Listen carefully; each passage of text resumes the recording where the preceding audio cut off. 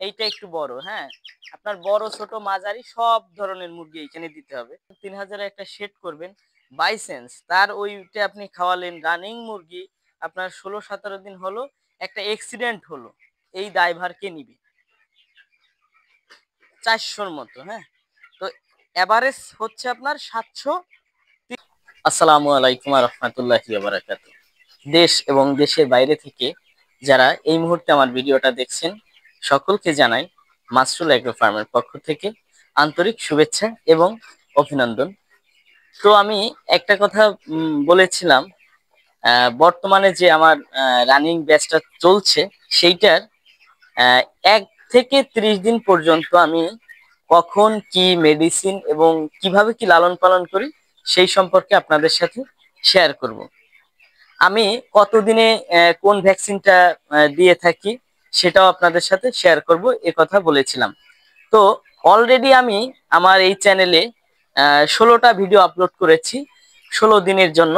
প্রত্যেক দিন 1 থেকে 16 দিনের জন্য আমি আহ, কখন কি মেডিসিন, কত কেজি খাবার খেয়েছে, কি পরিমাণ ওয়েট হয়েছে, এই সম্পর্কে আমি একটা টোটাল ভিডিও দিয়েছি।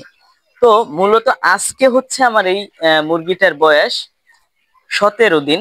তো এই 17 দিনে আসলে আমি মূলত কি পদক্ষেপ ব্যবহার করি, যার ফলে আমার এই মুরগিগুলো এত সুন্দর দেখতে পাচ্ছেন, যে এত সুন্দরভাবে কিভাবে আমি লালন পালন করি। তো আরেকটা ব্যাপার জানাবো, যে এই 17 দিন বয়সে আমার মুরগিটার গড় ওয়েটটা কত আসছে। তো মূলত আমরা যদি আসলে ওয়েটটা মাঝে মধ্যে আহ না দিই, তাহলে কিন্তু একটু সমস্যায় পড়তে হয়। তো যেই সমস্যায় পড়তে হয় সেইটা আমি বলি। দেখা যাচ্ছে যে আমরা 28 থেকে 30 দিন বা 32 দিন এর ভিতরে কিন্তু মুরগিগুলোকে বিক্রি করে ফেলি। তো বিক্রি করার সময় যদি আমরা ওয়েটটা দেই আর দেখি যে আমাদের খামারের মুরগিগুলোর তুলনামূলক ওয়েটটা মানে আসেনি, তাহলে একটা সমস্যায় পড়তে হয়। যেমন আহ, সেই কাঙ্ক্ষিত আমরা আহ, যে ইয়াটা আশা করেছিলাম, যেই তুলনায় যে আমরা দামটা এইভাবে পাবো বা ওয়েটটা এত আসলে আমার এত প্রফিট হবে, সেই তুলনায় কিন্তু অনেকটা কমে যায়। তো যখন আপনি বিক্রি করার আনুমানিক 5, 7, 10 দিন আগে গড় মাপ দিবেন, তখন আপনি কিন্তু আসলে বুঝতে পারবেন যে আপনার মুরগিটার ওয়েটটা ঠিকঠাক আছে কিনা। তো আমিও কিন্তু আজকে আমার এই মুরগিটাকে গড় একটা ওয়েট দিয়ে নিব, দেখবো যে আমার মুরগিটার ওয়েটটা ঠিকঠাক আছে কিনা। যদি ঠিকঠাক থাকে তাহলে আমি মেডিসিনের শিডিউলটা কোনো পরিবর্তন করব না। যদি দেখি যে না, ওয়েটটা একটু সমস্যা আছে, হ্যাম্পার আছে, তাহলে আমি একটু আহ, আপনার কিছু মেডিসিন চেঞ্জ করব, যার ফলে দেখা যায় যে আপনার এইটার ওয়েটটা ঠিক মতো আবার চলে আসবে। ঠিক আছে। আর আরেকটা ব্যাপার আমি জানাবো আপনাদের, সেইটা হচ্ছে অনেকেই আপনারা যারা আমাকে কমেন্ট করছেন, তারপরে ফোন দিয়েও অনেকে জিজ্ঞেস করছেন যে ভাই, আর এস কৃষি চ্যানেলটায় আসলে যে ভুট্টার ফার্মিংটা করে, ওই যে খাওয়ায়, ওইটা কি আদৌ আপনার 30 দিনে 2.5 কেজি ওয়েট হওয়া সম্ভব কিনা। তো আমি বলতে পারি যে আমার এই 2 বছর প্লাস, এমনি আগে আমার লেয়ার মুরগি ছিল, লেয়ার আছেও রানিং, কিন্তু আমি ব্রয়লারে হচ্ছে 2 বছর। তো আমার এই 2 বছরের যে এক্সপিরিয়েন্স, তো এইটাই আমি মনে করি যে আসলে এইটা একদম ভুয়া একটা ভিডিও, ফেক ভিডিও। ঠিক আছে, যদি ফেক ভিডিও না হবে, হাজার হাজার টাকা দিয়ে কিন্তু একটা কোম্পানিতে যারা খাবার উৎপাদন করে, তারা কিন্তু একটা আপনার ডক্টর রাখেন এবং তাদের খাবারের মান যাচাই বাছাই করে তারপরে কিন্তু মার্কেটজাত করে। হ্যাঁ, একটা কম্পিটিশনের যুগ এখন। তো সবাই চাবে যে তাদের খাবারের গুণগত মান যেন সঠিক থাকে, এবং আপনার মুরগিগুলো যাতে সঠিক মাত্রায় বেড়ে ওঠে। সবাই চাবে কিন্তু যে আমার খাবারটার মানগত মান একটু ভালো হোক, ঠিক আছে। তারপরে দেখা যাচ্ছে যে ওয়েটটা ঠিকঠাক হোক, রোগ আক্রান্ত তেমন না হোক। ঠিক আছে, তার আমি অনেক ভিডিও দেখেছি, কিন্তু ভিডিওগুলো একদম বাজে। আসলে আপনারা যারা বুঝতে পারেননি, তারা হয়তোবা মুরগির সাথে রিলেটেড না, আপনারা মুরগি লালন পালন করেন না। আর যারা মূলত মুরগিটা লালন পালন করে তারা প্রথম ধাক্কায় বুঝতে পারবে যে তার ভিডিওটা একদমই ফেক ছিল, ভুয়া একটা ভিডিও।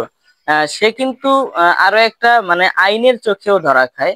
কারণ হচ্ছে আপনি যেইখানে 2000-3000 একটা সেট করবেন, বাই চান্স তার ওইটা আপনি খাওয়ালেন রানিং মুরগি, আপনার 16-17 দিন হলো একটা অ্যাক্সিডেন্ট হলো, এই দায়ভার কে নিবে?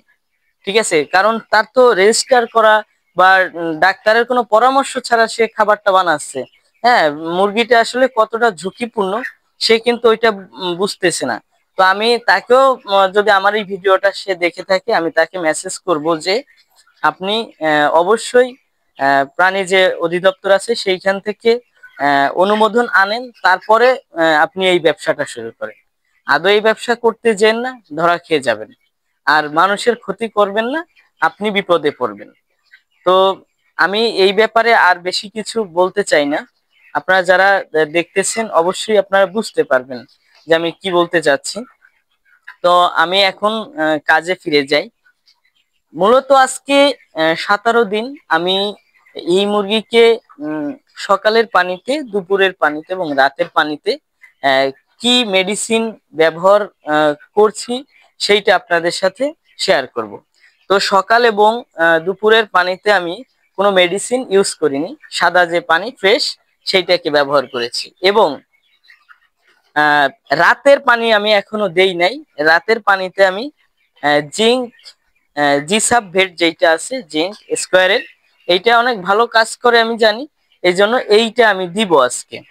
আরেকটা ব্যাপার, এরা টোটাল আপনার প্রায় 10 বস্তা খাবার খেয়েছে এই 17 দিনে 600 মুরগিতে। ঠিক আছে, প্রায়। আর এইটা আপনার পুরো আপনার 1 কেজি 800 থেকে 2 কেজি বা 2 কেজি 100 পর্যন্ত ওয়েট আসতে 2.5 কেজি পরিমাণের খাবার এরা খাবে। আর এইখানে আরেকটা ব্যাপার, এখন আমি আপনাদের সাথে এইটারে গড় একটা ওয়েট দিয়ে দেখাবো যে আমার ওয়েটটা ঠিকঠাক আছে কিনা। তো আপনারা আমার সাথে থাকেন, আমি মিটারটা অন করি এবং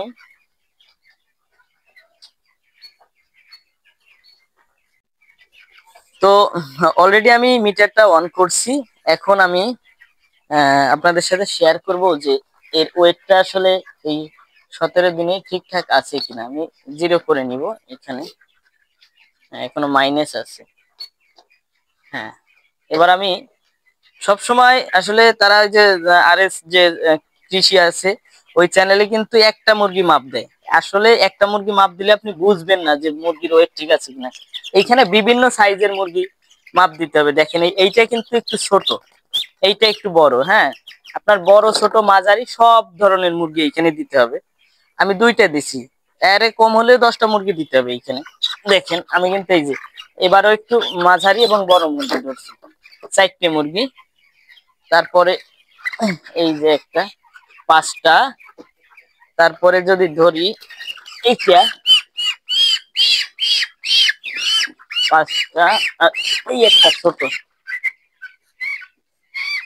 এই হচ্ছে আপনার 7টা। আর হলো 3টে মুরগি দিব আমি এইখান থেকে, এই 9, আরেকটা 10টা। এই 10টা মুরগি দিয়ে সবসময় মাপ দিবেন, তাহলে আপনি গড় ওয়েটটা পেয়ে যাবেন। গড় ওয়েটটা দেখতে পারতেছেন আপনি, টোটাল 10টায় হয়েছে হলো আপনার 7 কেজি 400-র মতো। হ্যাঁ, তো এভারেজ হচ্ছে আপনার 730 বা 40 এই রকমের আসবে গড় ওয়েটটা। তো আশা করি যে 17 দিনে যে আপনার ওয়েটটা এটা এখনো ঠিকঠাক আছে। তো এই জন্য আমি আর ওর জন্য কোনো অতিরিক্ত মেডিসিন ব্যবহার করব না। ঠিক আছে, আমি আবারও কালকে মাপ দিব। তবে 2-1 দিন আমি মাপ দিব যে আমার মুরগিটার ওয়েটটা ঠিকঠাক আছে কিনা। তো একটা কথা বলতে চাই, এতক্ষণ যারা আমার ভিডিওটা দেখছেন অবশ্যই আপনাদেরকে অসংখ্য ধন্যবাদ জানাই। আর দেখা হবে আগামীকালের ভিডিও। ততক্ষণ ভালো এবং সুস্থ থাকেন এই আশা কামনা করে আজকের ভিডিও এইখানেই শেষ করছি। আল্লাহ হাফেজ।